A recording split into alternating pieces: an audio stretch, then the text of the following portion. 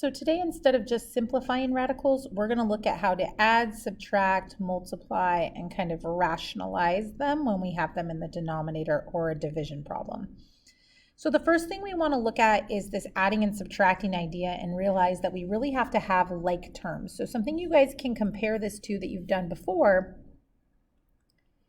is like 3x plus 4x versus 3x plus 4y. Here we can say there are 7x. Really that comes from the fact that both of those have an x, and technically you could factor that x out. And then you can see that you are able to add together these more straightforward numbers, 3 plus 4, and you get 7 times x is 7x. Here you can't do that because they don't have the same variable. That's why we don't combine those terms and we say this is the simplified version.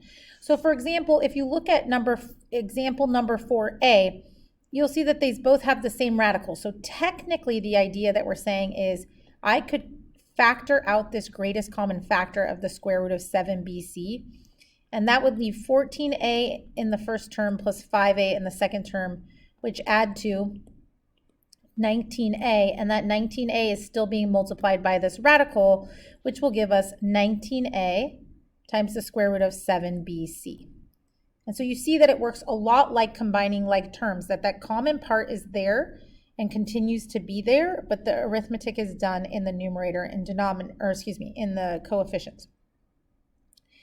In part B, we technically don't have like terms. Even though they have a fifth root and they both have an x, you would be left with, if you factored that out, 3 minus the fifth root of 3, and there's nothing more we can do to simplify that. So this actually is the most simplified version of that problem. So when we look at example 5, our first inclination should be that we can't combine those together because though they all have square roots, they have different numbers underneath the radical that aren't the same.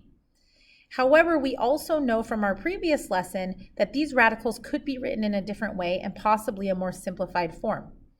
So I am going to simplify these. So 4 is a perfect square. So square root of 4 times square root of 7 would really be 2 rad 7. So I can write 2 rad 7 instead of the square root of 28. 175, if I didn't know, I would start with 5. Well, actually 25 quarters would go in there, so I'll do that. And that would be 7. So I have the square root of 25 times the square root of 7. And that's the same as 5 rad 7, and I can write it that way instead. 63 is the square root of 9 times the square root of 7. The square root of 9 is 3, so square root of 63 could be written as 3 rad 7. Now I just need to add these lead coefficients. And again, a small reminder, it really is because they have this common term, or factor, excuse me, that you could cancel out, and then you would have left like terms to combine together. Okay, 2 minus 5 plus 3 is 0. 0 times anything is just 0, so this works out to be 0. If not all three of these had the same but rad 7, but 2 of them did, like let's say for example, we had 2 rad 7 minus 5 rad 7, but then the last one was like 3 rad 2, you could still combine together these two pieces or terms. But then that would be as far as you could go, and that would be considered the most simplified version. Okay. So addition, we really have to pay attention still to those like terms, just like we have in all the other addition problems that we've used. The next operation that we're looking at is multiplication. And so you guys have done this with the value of I, that complex number. So you've done this with complex numbers with the real and imaginary part. You've done this with variables. When we worked with quadratics. And so now we're just looking at it from another perspective. Remember, we're distributing. So this term of 1 would have to multiply both terms in the other factor. So 1 times 4 would be 4. 1 times 3 rad 7 would still be 3 rad 7. 2 rad 7 times 4 would be 8 rad 7. Notice I'm multiplying together the factors outside of the radical and the factors inside of the radical. And then when I multiply these together, I would have negative 6 rad 49. So these two terms can combine together, and rad 49 is a perfect square and can be replaced with 7. So this is going to be 4 minus 5 rad 7 minus 6 times 7. So that's 4 minus 5 rad 7 minus 42. And that would be a negative 38 minus 5 rad 7.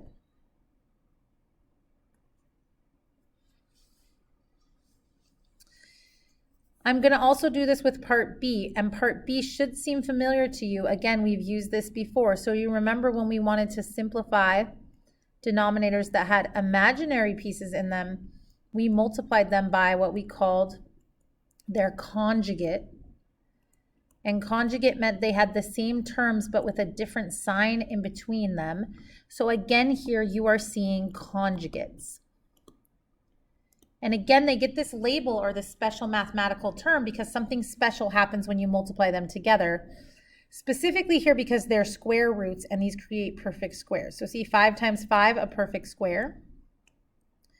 5 times negative 3 rad 2.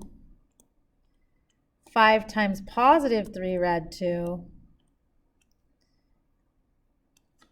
And then the last terms multiplied together would make negative 9 rad 4. So notice they're making perfect squares at the beginning and at the end in these terms, and the middle terms that are not perfect squares are getting canceled out. So that's why this works so nicely. And remember, rad 4 is really the same thing as 2, so this is going to become 9 times 2. So I have here 25 minus 18, which leaves me with 7. So we had these very complicated factors multiplying each other with these radicals, and it turned out to be a nice number like 7, and that has to do because we were dealing with square roots and we made perfect squares. That happens with the conjugate. So now we're going to use the idea of the conjugate to rationalize the denominators of these fractions. So a small reminder, you guys are generally really good, and we talked about this in the previous lesson, to get the radical out of the denominator, you've been trained to multiply by itself. That's because this usually produces a perfect square, which can then simplify to a number without the radical, and you just have radicals in the numerator. However, it doesn't work when you have something like this first example we're going to look at. If you tried to multiply this denominator by rad 3, you would get 6 rad 3 plus 3. So you would get the radical to disappear here, but you have a new term with the radical here. So this is where the conjugate comes in because of those two terms. I'm not going to choose to multiply by rad 3. I'm going to choose to multiply by the conjugate. I've seen how that multiplication works in the previous problem. And then I'm only allowed to do that in the denominator and keep it equal if I do the same thing in the numerator. So then in the numerator, I'm going to get 66 minus 11 rad 3. In the denominator, I'm going to get 36 minus 6 rad 3. And then plus 6 rad 3. And this is exactly how I expect the conjugate to work out, minus rad 9. So look how things that weren't perfect squares canceled out, and I should be left with a lot of things that can simplify due to the fact they are perfect squares. So I have 36 minus 3, which is 33. And then you want to think about simplifying this like you did with your quadratic formula, okay? That the numerator technically can remove a factor of 11. And that 33 in the denominator also has that common factor of 11. So we have 6 minus rad 3 over 3. I'm going to do the same thing in the next follow-up examples. So for part B, I'm going to again choose to multiply by the conjugate. And then I need to do that same value of multiplication in the numerator. So I'm getting 2 rad 21 plus 2 rad 35 divided by, and I'm going to get rad 9 plus rad 15 minus rad 15 minus rad 25.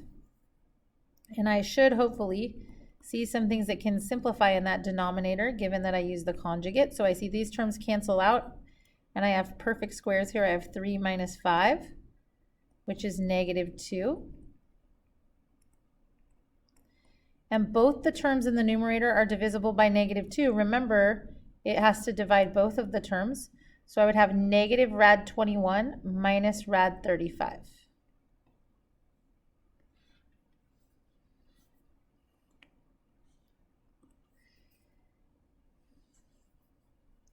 All right, so lastly, still gonna look at the same thing. And this doesn't matter that it has an x in it. It just means that when we simplify, we're gonna have an x in it, and that's okay in this case.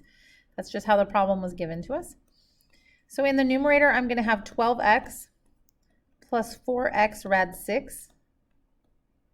In the denominator, I'm gonna have 9 plus 3 rad 6 minus 3 rad 6 minus rad 36. And again, with that conjugate in the denominator, I should see some good things happen. So in that denominator, I see these middle terms cancel, and I'm left with 9 minus 6.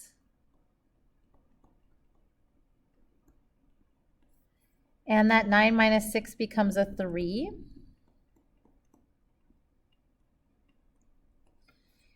And then if you did want to check to see if you can leave it as one fraction but cancel it, this would kind of go back to our last unit of factors and canceling them.